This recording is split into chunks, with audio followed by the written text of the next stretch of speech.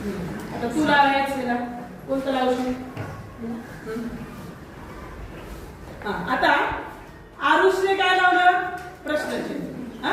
मग ह्यानं आता इथं येणारच काय? हा काय आहे? प्रश्न आहे. म्हणून आपण चिन्ह कोणतं दिलं? प्रश्नचिन्ह. मग आता इथं आपण दुसरं काही दिलं तर ते काय होईल? आपलं चूक होईल, आहे की नाही? बरोबर आहे. आता दुसरं काय आहे? ह्याला एक पुढे लावता वाचे श्रेय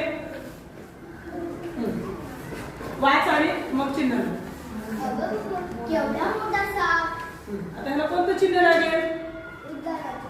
आहे का तुझ्याकडे? लाव.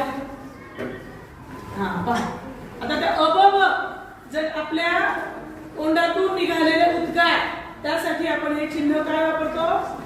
उद्गार चिन्ह. आणि आता हे पूर्ण विराम म्हणजे काय आहे? फुल स्टॉप. इंग्लिश मध्ये आपण त्याला फुल स्टॉप म्हणतो. म्हणजेच काय? आता आपण एखादं बोलत आहोत, बरोबर आहे? आपण बोलत आहोत, बोलताना आपण थांबतो का नॉन स्टॉप बोलतो? मग तो जिथे आपण स्टॉप घेतो त्याला म्हणायचं